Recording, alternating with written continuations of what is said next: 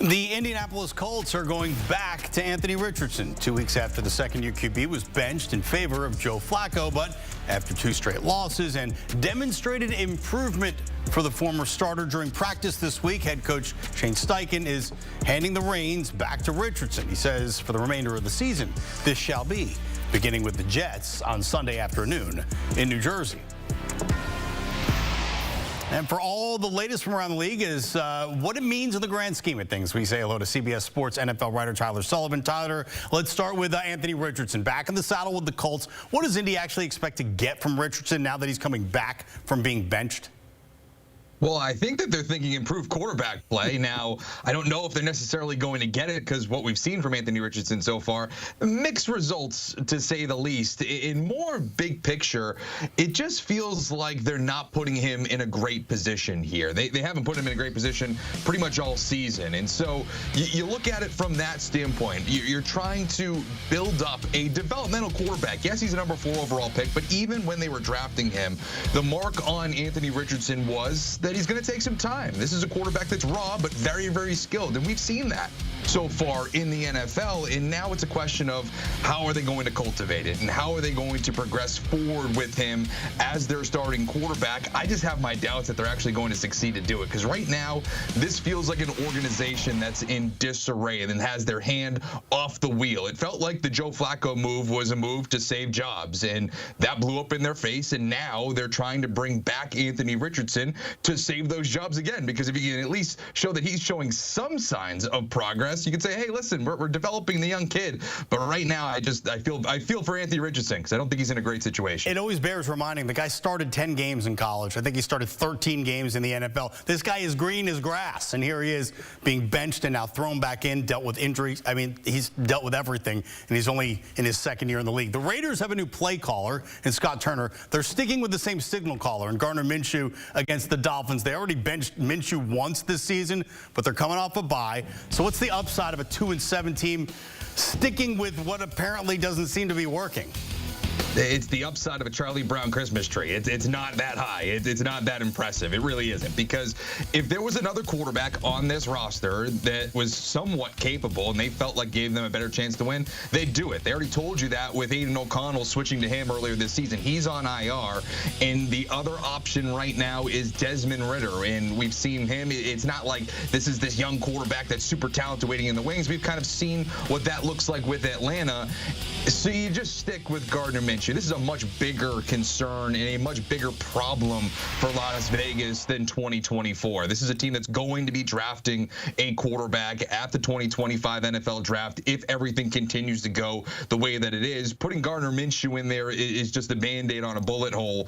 And you referenced Scott Turner coming in as the offensive coordinator. At least that gives him some stability, right? You're not mixing and matching these quarterbacks to try to figure out if he could be the interim offensive coordinator for the long term. So to me, it's a decision, but I don't know if it's necessarily an easy one. There might not have been a good one to make in this situation. Trevor Lawrence, he's going to miss the second straight game with injury to his non-throwing shoulder. It means Mac Jones will get his second straight start for the Jags.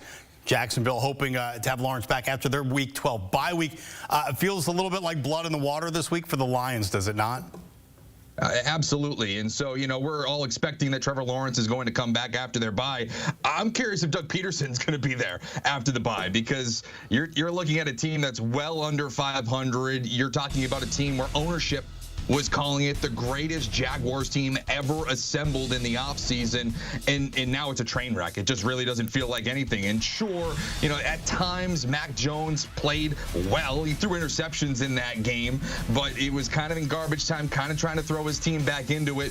But he's not going to elevate you to anything respectable. He's a quarterback that I think is going to have a career as a backup, and that's really about the ceiling for Mac Jones. So maybe he holds some water in this game, but overall, not at all. You're a 13-point underdog in this game against the Detroit Lions, who are coming off an impressive win, but also you got to remember, it wasn't a good outing for them at all. Jared Goff threw, 5 interceptions or something like that? I mean, they are going to want to use this as their get-right game, and kind of we've seen at times this year, they like to embarrass opponents, and this is certainly a Jaguars team that is ripe to be embarrassed. And so we'll get Trevor Lawrence back. Sure, fine, we'll see him after the bye. bye, hopefully. But again, what does this team look like when he actually gets back on the field is my big question. Man, we have been talking about some bad, really kind of depressing stuff for a lot of teams. I'm going to spin it positive for just a second.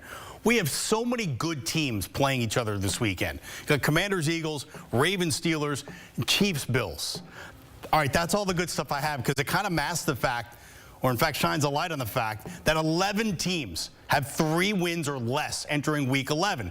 So what we know is about there be some fierce competition for draft positioning coming up. Not on purpose, of course, but here's what the draft order would look like right now with Jacksonville poised to have the top overall draft pick. Here's the question, Tyler. Trevor Lawrence just signed a big extension, but as we mentioned, he's been getting hurt. What do you think the Jags would do with the #1 pick if they had it? I think it's fascinating, and I would love to stop the season right now. Obviously, I want to see Chiefs, Bills, and all of these games, but for the offseason storylines, I want to stop the season right here and now because I want to see what happens with the Jacksonville Jaguars. If this remains the case, it's the storyline of the offseason because it's just so tantalizing. What do you do? The contract extension for Trevor Lawrence hasn't even kicked in. You have to remember, he's not just on a lucrative contract like any ho-hum player. He's making $55 million per season, one of the highest paid quarterbacks in NFL history, and he might not even see the start of it for the team that he inked it with. So I just think this is so interesting, and if you're Jacksonville, let's just answer the question. I would stand on the fence as long as humanly possible because you really can't lose. If you want to keep Trevor Lawrence as your guy, you feel like you can't get out of that contract, then fine. But I wouldn't give that #1 pick up just yet. I wouldn't go so quickly into the offseason and say, okay, fine, it's for sale, here we go. I would let these quarterback prospects, whether it be Cameron Ward, Shedeur Sanders, Quinn Ewers, whoever arises to the top, let all of these quarterback-hungry teams that we were talking about fight amongst themselves to try to get that #1 pick, and Jacksonville gets a king's ransom in return.